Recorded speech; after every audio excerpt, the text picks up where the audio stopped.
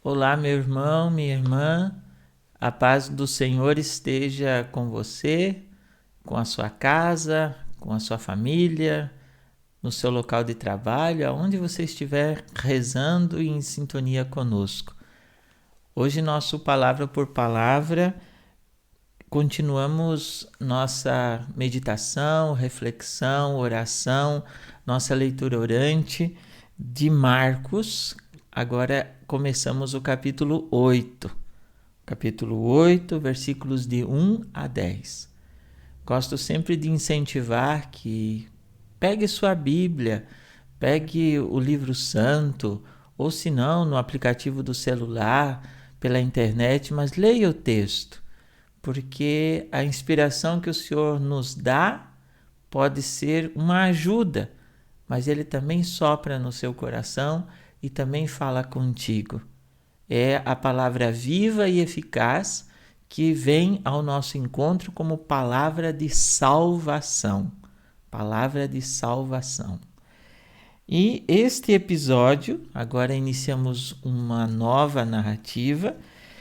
Jesus está no meio de uma multidão faminta. O texto diz de novo, porque Jesus já passou por esta cena e ele já saciou a multidão e agora a multidão se aglomera e ele de novo sente compaixão. Compaixão, eu lembro sempre e gosto de pensar assim, que é aquela sensibilidade aguçada de não deixar que o sofrimento do outro seja vão. É sentir na pele, na carne, nas entranhas, a dor e o sofrimento do outro.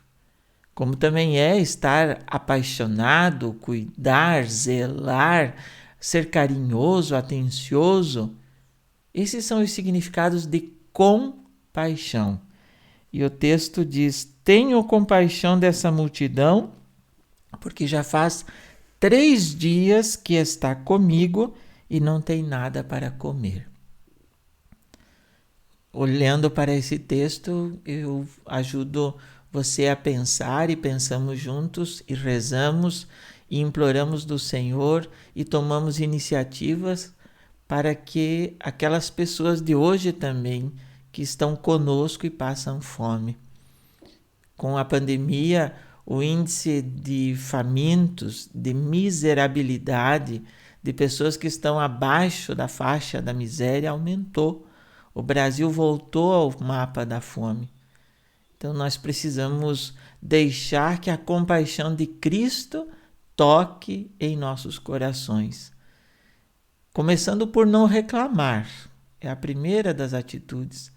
Porque nós temos tanto e os nossos irmãos praticamente não têm nada, ou não têm nada. Então, comecemos por aí, mas comecemos urgente, ajudando, repartindo, socorrendo, buscando políticas públicas, realidades que possam amenizar.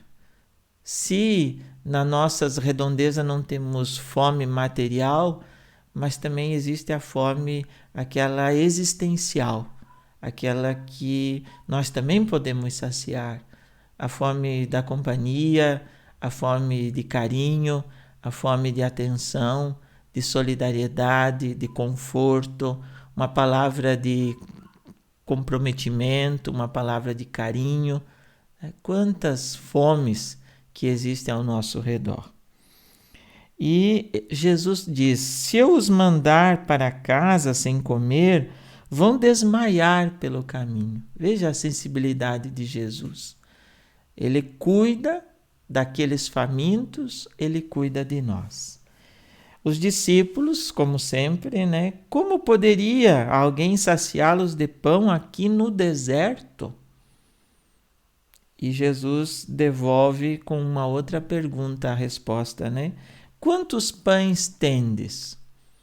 De novo eu digo que mais do que mágica, aqui o que imperou foi a partilha. A partilha, a solidariedade, porque um pão partilhado pode ser só um bocado, mas sacia mais do que um pão dado de qualquer jeito. Às vezes quem bate na nossa porta pedindo um pão, ele não está pedindo só aquele material feito de farinha, água, fermento. Ele está pedindo o pão da atenção, o pão da escuta, o pão da palavra, o pão da atenção, não é? E aí eles respondem, 7. E alguns peixinhos, depois o texto acrescenta. Então, esse 7 é o número da plenitude, porque o pão vivo, o pão verdadeiro, o pão que alimenta e sacia a nossa fome, como diz São João, o pão descido do céu é Cristo. Por isso que eles têm 7 pães.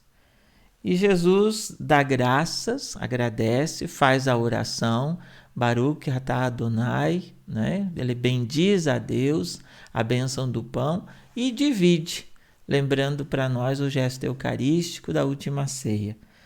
Ele divide, ele distribui e todos comem e ficam satisfeitos. E o texto diz que eram 4.000 mais ou menos que se alimentaram. Essa plenitude nós buscamos em Cristo. Então, queridos, deixemos Cristo ser o nosso alimento para podermos saciar a fome dos irmãos. Sejamos compassivos e solidários e que Ele nos ajude nessa tarefa que é urgente cada vez mais. Que Ele nos alimente e que nós possamos alimentar nossos irmãos e irmãs com a caridade, a solidariedade e o compromisso cristão. Deus te abençoe e te guarde. Um ótimo final de semana. Fiquem na paz do Senhor.